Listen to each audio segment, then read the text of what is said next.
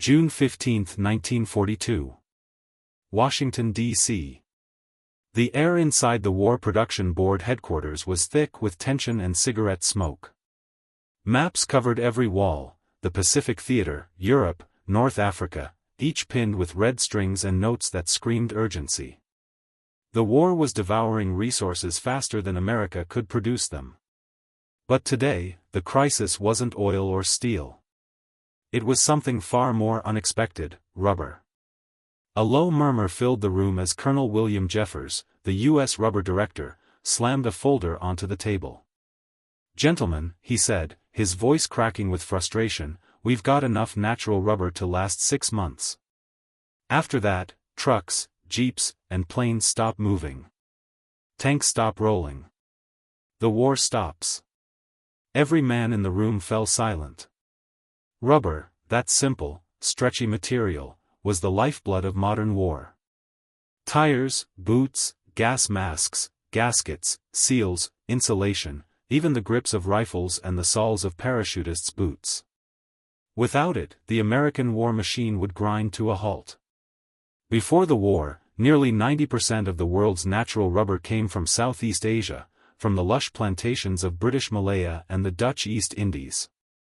But in early 1942, Japan had swept through those territories like wildfire. Singapore had fallen. The Japanese now controlled almost all global rubber supplies. As Jeffers lit another cigarette, he said what everyone feared to hear. "The Japanese have cut our arteries." In Detroit, assembly lines slowed. The U.S. Army rationed tires so harshly that civilians were told to walk rather than drive for victory. Every convoy, every jeep on the front lines, was one blow closer to disaster. Yet amid this chaos, in a small, cluttered laboratory hundreds of miles away, a soft-spoken chemist named Waldo Seaman was about to make what he later called his stupid little trick. A trick that would end up saving millions of soldiers and possibly the entire Allied war effort. But before we meet him, where are you watching our video from? Drop your country down in the comments, and let's see where our World War II history community is tuning in from.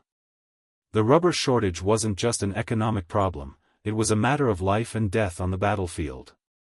And for a man who never intended to work for the military, Waldo Seaman was about to be thrust into the center of a global crisis. Akron, Ohio, summer, 1942. The hum of machines echoed through the Goodyear Research Laboratory. Beakers clinked. Steam hissed. The air carried that familiar chemical bite, a mix of latex, sulfur, and solvents that coated everything in a thin, sticky film. At a workbench cluttered with glass jars and coiled tubing, Dr. Waldo Seaman, a quiet, bespectacled chemist in his early 40s, carefully stirred a cloudy mixture in a flask. He wasn't a soldier or a general. He wasn't even sure his work would amount to anything. Yet, by the end of the war, it would be called one of the most important chemical discoveries of the 20th century. Seaman was a practical man. He'd spent most of his career trying to make synthetic materials more useful, cheaper, stronger, more flexible. Years earlier, while working for the B.F. Goodrich Company, he'd been experimenting with polyvinyl chloride, or PVC, a stubborn plastic that was too rigid and brittle to be of much use. He'd tried to make it soft and rubber-like by mixing it with various additives. Most of those attempts failed spectacularly, mixtures turned into sludge or crumbled like old bread. His supervisors joked about his waste of company time. But one day, by accident, Seaman added a small amount of an oily solvent to PVC powder, and instead of solidifying, it turned into a soft, stretchable material. He held it between his fingers, pulling it gently. It bent and flexed like rubber, but wasn't rubber at all. "Well," he said, smiling faintly, "that's stupid." That stupid trick created a new kind of material, synthetic rubber, or more precisely, a flexible vinyl compound. When the government heard about Seaman's work, he was quickly recruited into the U.S. synthetic rubber program, a massive wartime collaboration between American companies, Goodyear, Firestone, DuPont, and Standard Oil, all racing to create an alternative to natural rubber. By late 1942, it had become the largest chemical project in history, second only to the Manhattan Project. The stakes were clear: without synthetic rubber, the U.S. could not fight a global war. In the laboratories of Akron, Seaman and his fellow chemists experimented around the clock. They worked with compounds like butadiene and styrene, trying to perfect a blend that could mimic the strength, elasticity, and durability of natural rubber. Each failed batch meant more soldiers waiting on supplies, more vehicles grounded in the field. But Seaman's earlier discovery, his stupid little trick with PVC, became the foundation of their process. It taught chemists how to manipulate molecular structures to create flexibility and resilience. And slowly, the impossible began to take shape.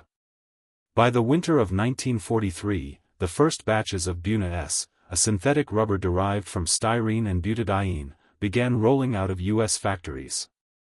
In less than 2 years, America had gone from rubber starvation to overproduction, churning out over 800,000 tons of synthetic rubber annually. Every Jeep tire, every aircraft seal, every pair of GI boots now carried the legacy of a chemist who thought he'd wasted his time. In the shadows of history's greatest war, Waldo Seaman's quiet brilliance had turned the tide, not with a gun or a tank, but with chemistry and persistence. And yet, for soldiers on the front lines, few would ever know that the reason their trucks rolled, their planes flew, and their boots didn't fall apart, was because of a man in a lab coat who once thought he'd made something stupid. But the war wasn't over. Japan still raged across the Pacific, and every drop of rubber, natural or synthetic, was fueling the fight for survival. Louisville, Kentucky, February 1943. A whistle shrieked through the cold morning air as thousands of men and women poured into the sprawling complex of the U.S. Synthetic Rubber Corporation Plant No. 3. The air smelled of hot oil and industrial smoke. Inside, massive steel vats hissed with steam, and conveyor belts rattled with relentless rhythm. This was America's new front line, not in the jungles of Burma or the beaches of Guadalcanal, but in the heart of its factories. These were the rubber soldiers. The war had turned the entire nation into a giant production engine. Between 1942 and 1945, 51 new synthetic rubber plants were built across the United States, in Akron, Louisville, Baton Rouge, Houston, Los Angeles, and beyond. Each was a small miracle of engineering, running day and night to produce a material that, only months before, had seemed impossible to mass-produce. Men in oil-stained coveralls worked alongside women with bandanas tied over their hair, monitoring gauges, mixing chemicals, and inspecting long, black sheets of new rubber as they emerged from the presses. The rhythmic pounding of machinery echoed like artillery fire, but here, every explosion was one of creation, not destruction. Posters on the factory walls shouted, "Rubber means victory," and "Save tires, save lives." From coast to coast, civilians collected old tires, rubber gloves, raincoats, and even toys, anything that could be melted down and recycled for the war effort. Children organized neighborhood drives, proudly bringing piles of old garden hoses and bicycle tires to local depots. Yet what truly turned the tide wasn't the collection drives, but the industrial miracle of synthetic production. The new material, WWII, was stronger than many forms of natural rubber and could be tailored for specific military needs. Engineers could tweak its molecular structure for temperature resistance, pressure endurance, or flexibility. Aircraft fuel hoses made with WWII didn't crack under freezing altitudes. Truck tires made with it lasted longer on rough European terrain. Gas masks and seals held up against chemical agents far better than before. By 1944, synthetic rubber made up nearly 100% of all U.S. military rubber supplies. General Eisenhower once remarked privately that, without synthetic rubber, we could not have mounted the invasion of Europe. In every convoy that thundered across France, every B-17 that roared through the sky, every marine boot that hit the sand at Iwo Jima, Seaman's stupid trick was there, quietly holding the world together. And in those plants, the workers knew it. Many had lost sons, brothers, and husbands overseas. For them, every shift wasn't just a job, it was a contribution to victory. A young worker named Margaret Taylor, from Ohio, once said in an interview, "We used to say that every pound of rubber we made was another soldier coming home safe. It made the long hours worth it." In the heat and clamor of America's wartime factories, ordinary people became part of something extraordinary. Chemistry had given them the means, but human spirit gave it purpose. As Allied forces pushed forward, the synthetic rubber program didn't just supply the war, it reshaped the world economy. When peace finally came, rubber would never be the same again. But that change didn't happen overnight. The end of the war would bring a new question: what happens when the miracle of wartime production meets the uncertainty of peace? September 2, 1945. Tokyo Bay. Aboard the USS Missouri, the Japanese delegation signed the instruments of surrender. Cameras clicked, sailors cheered, and in that single moment, the bloodiest conflict in human history finally came to an end. Half a world away, in the quiet streets of Akron, Ohio, Dr. Waldo Seaman listened to the announcement on a small radio in his lab. He didn't celebrate with champagne or crowds. He simply removed his glasses, set them on the table, and whispered, "It's over." But for Seaman, and for the thousands who worked behind the scenes, the end of World War II marked the beginning of a new era. The synthetic rubber program, once the most secretive industrial effort in America, had succeeded beyond imagination. From 1942 to 1945, the U.S. had produced over 2.5 million tons of synthetic rubber, enough to replace every ounce of natural rubber lost to the Japanese. It wasn't just a wartime fix, it was a technological revolution.